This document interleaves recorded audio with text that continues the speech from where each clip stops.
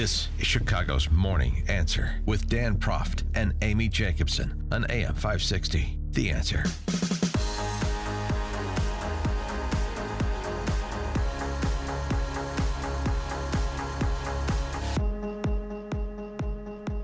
Good morning, Dan and Amy. So down goes RBG.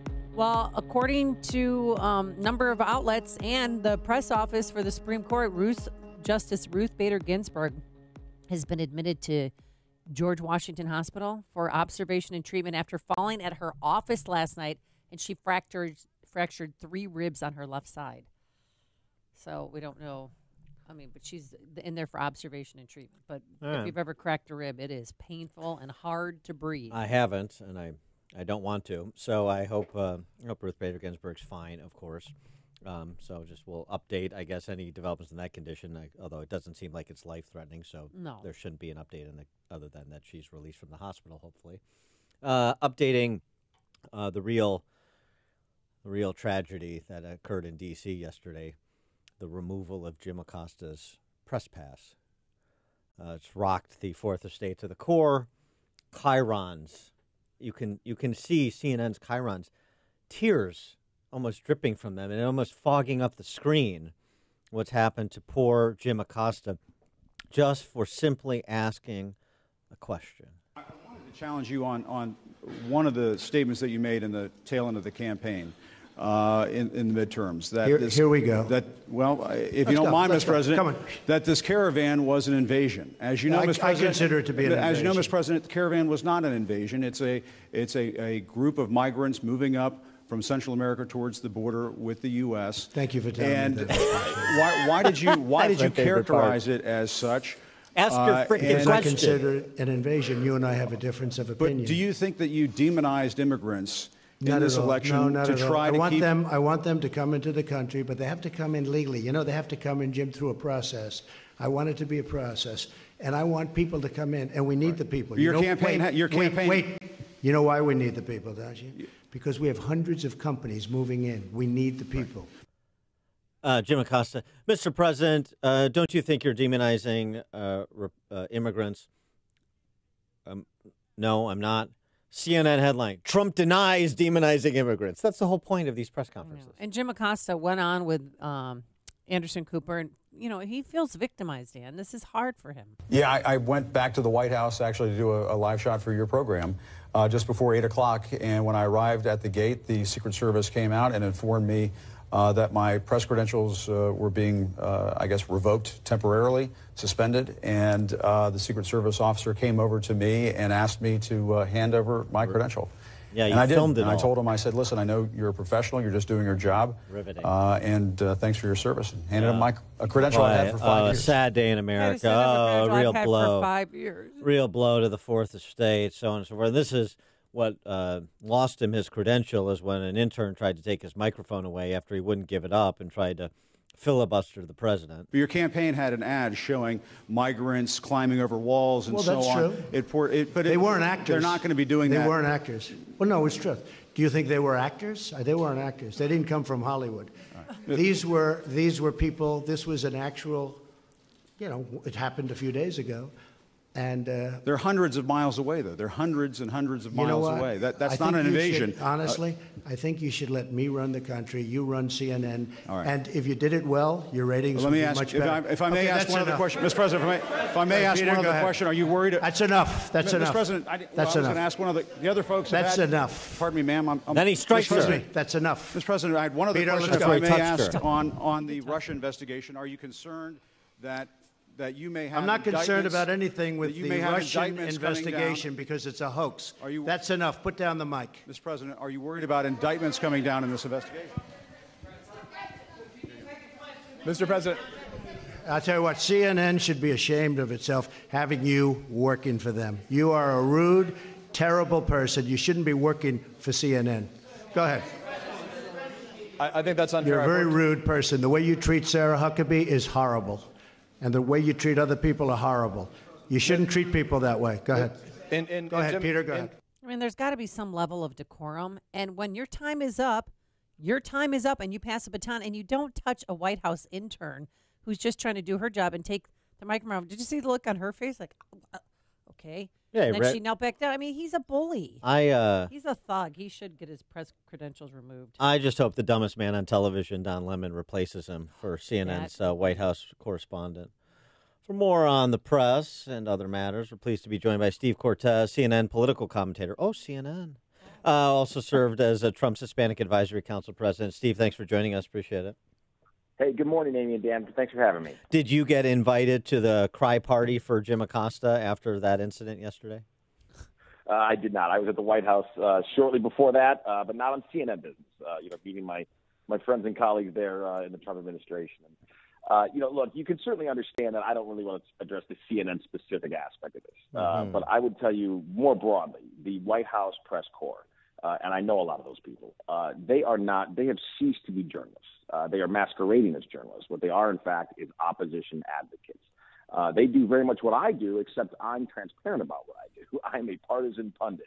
I have an agenda, and I'm all about the 2016 movement.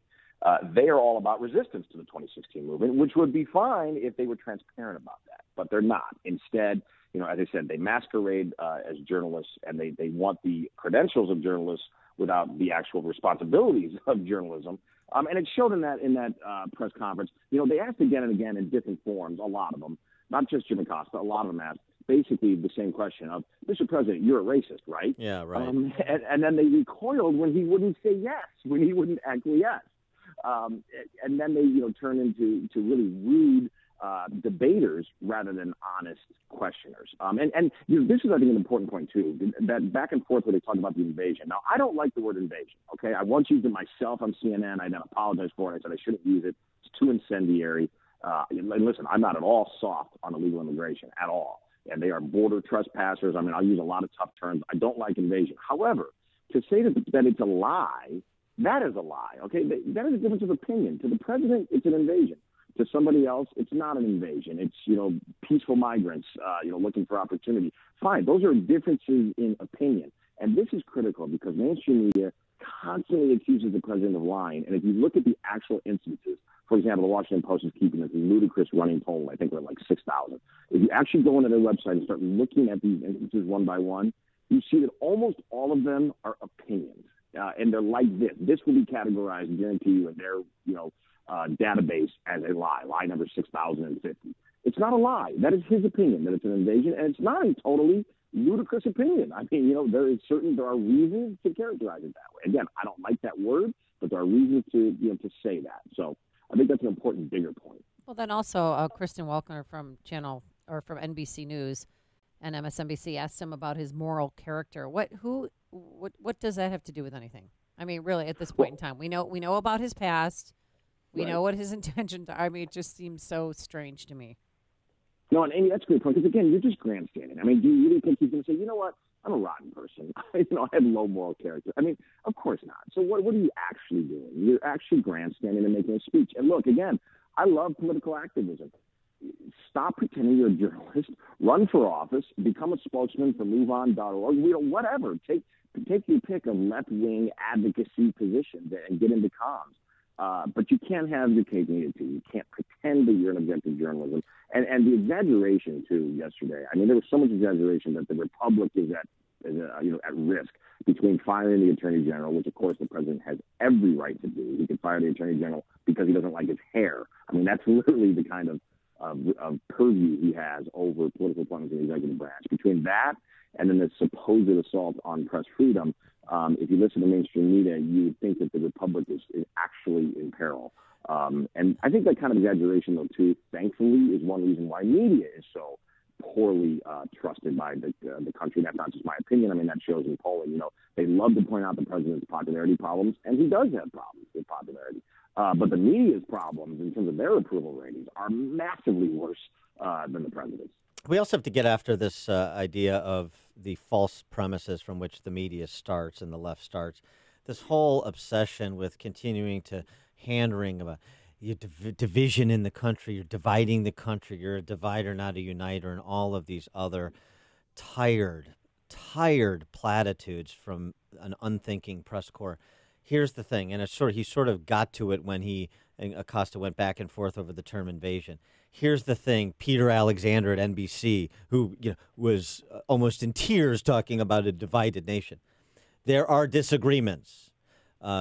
We have a policy proposal and perspective on immigration and border security that differs from the abolish ICE left. We have a difference of opinion on tax policy than does Pelosi and Pagliacci. We have a difference when it comes to how to interact in the geopolitical, addressing geopolitical concerns with world government bodies like the UN or NATO.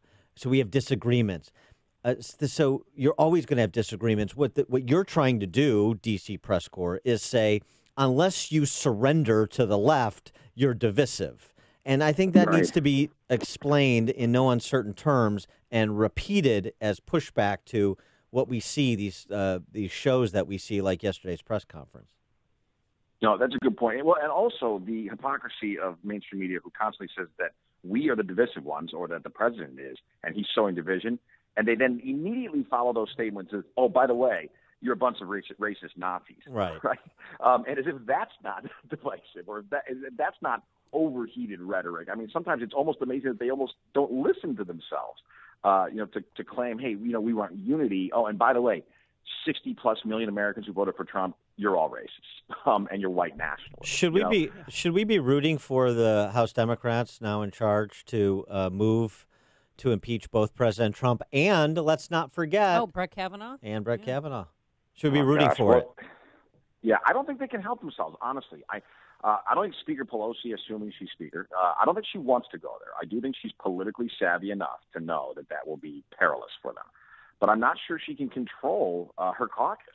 They want it. And I think this is what I think will happen. They're going to start with, serious investigations, circus-like investigations against the president, and that will get them stirred up and give them, in their minds, the ammo to then finally go, to the big I, to impeachment. Will it be just the president or the president plus Kavanaugh? Who knows? They could do all of the above. As an American, I hate it because I just think it's bad for our country. And again, talk about division. I mean, we'll get even more separated into our separate camps, into our different camps. But as a partisan, I have to say I welcome it because I think they will massively overplay their hand. He is Steve Cortes, CNN political commentator and Trump Advisory Council president. Steve, thanks so much for joining us. Appreciate it. Hey, thanks for having me. And he joined us on our turnkey.pro